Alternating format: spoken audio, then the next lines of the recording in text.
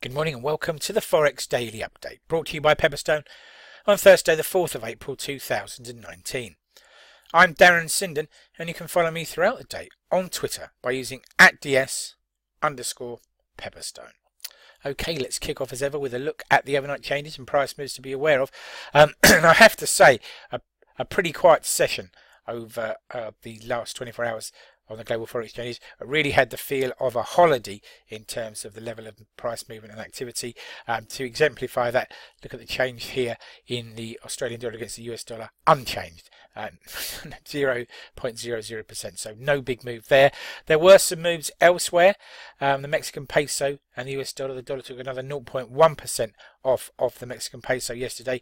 The dollar was also aggressive against the Indian rupee, gaining by 0.44%.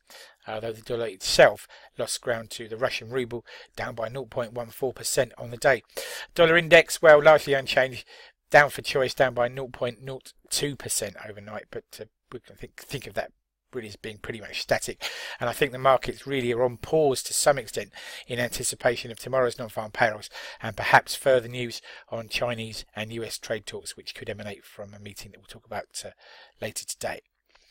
Okay, what's on the calendar? Events that may move the markets today. Well, a fairly light calendar as far as high impact data is concerned, though nonetheless some key points to be aware of. First of all, at 6 a.m. GMT this morning, we shall have factory orders data out of Germany for the month of February. A chance to look at another chance really to look at how German industry's been performing over the first quarter in 2019. We'll also have an update on the French government's budget for the month of March. You'll remember that Paris ran into potential concerns about government spending with the Gilets Jaunes protests, which of course are still ongoing across the country. At 11:30 GMT, we cross over the Atlantic to the USA for the challenge of job cuts data for March. Of course, this takes on an increasing prominence ahead of Friday's non-farm payrolls. At 11:30 GMT, we'll have the release of the ECB monetary policy meeting accounts, a chance to look at the finances and the state of the balance sheet at the ECB and the instruments that are on that balance sheet. And then an hour later at 12:30, we're back in the USA for continuing jobless and weekly initial jobless claims. Again, this data taking on extra significance ahead of tomorrow's non-farm payroll release. At 1400, we jump over the border to Canada for the Ivy Purchasing Managers Index data for March. And then we're back in the States half an hour later for EIA Natural Gas Storage Change data for the week of March 29th.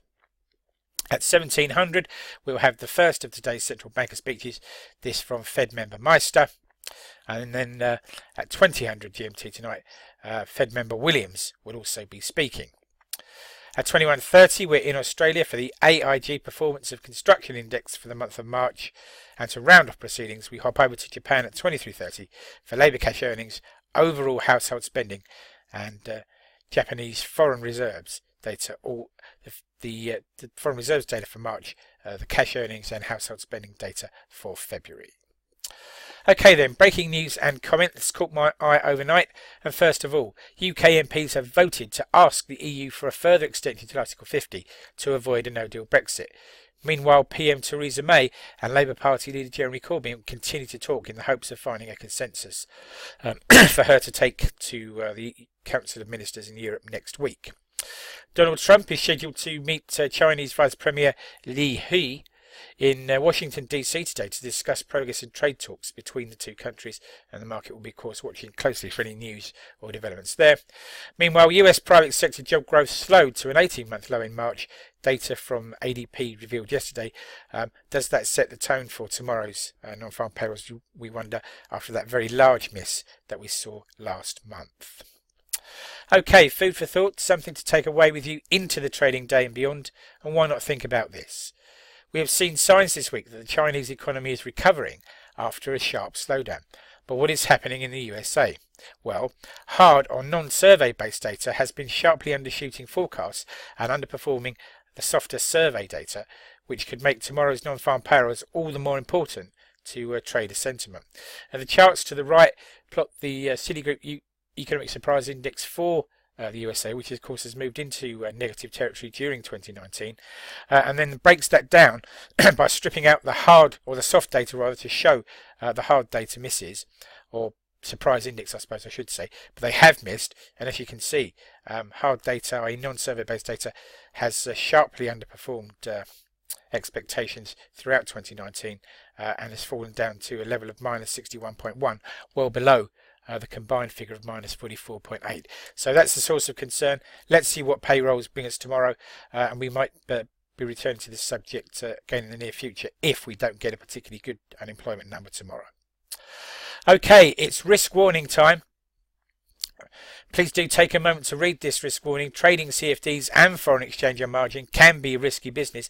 If you're not sure about those risks or the suitability of leveraged products for you, then please do contact your Pepperstone account representative.